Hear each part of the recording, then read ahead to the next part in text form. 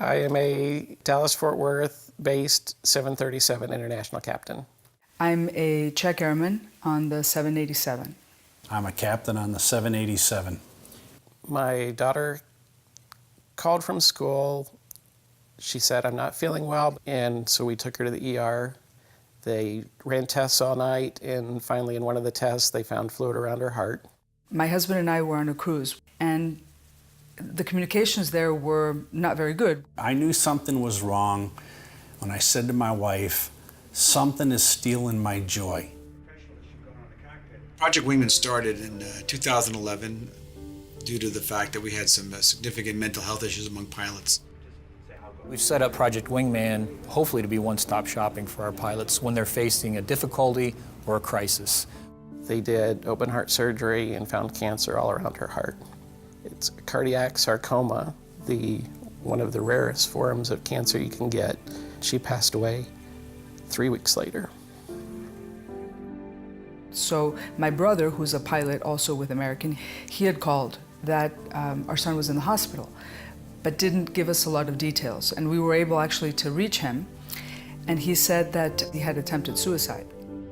My head was buried in this couch, and the only person I would talk to was my wife. That's when I called Charlie and said, Charlie, I need help.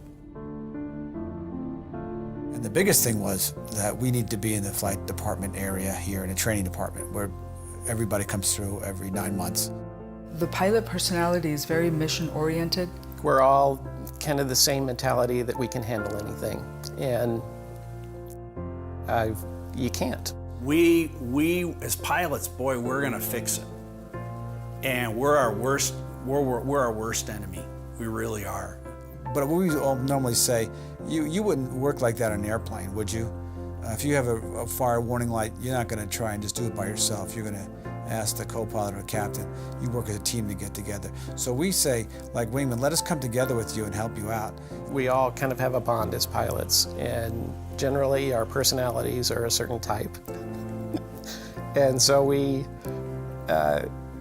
sort of know how to talk to each other, and you know, it's easier to hear from a pilot than somebody that really doesn't understand our lifestyle.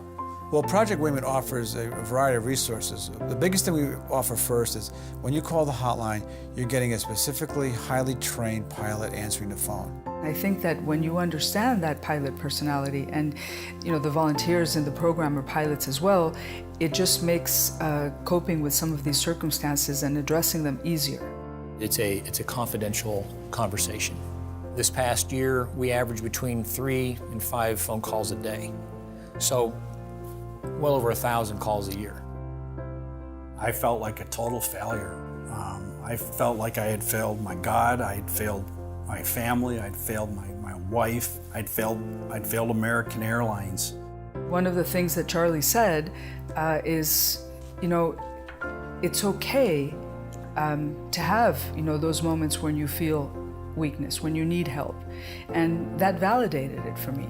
I didn't want to go through the process. I was afraid of the process.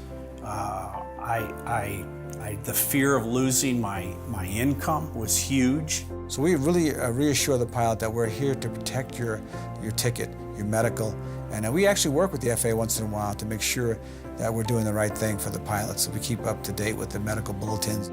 When you're in crisis, you don't need to be trying to navigate that system on your own. That's part of what being a good wingman is.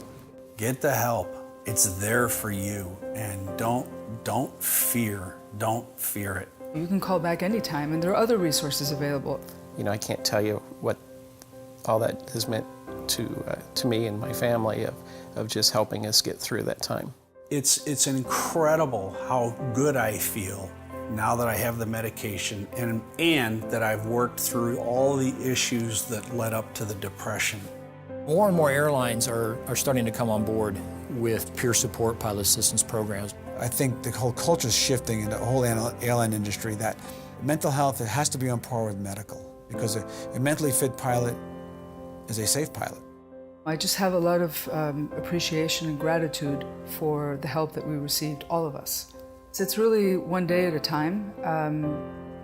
So far, so good. So far, so good. It took a while, but I've got my joy back. And what's really neat is I never thought I'd fly again.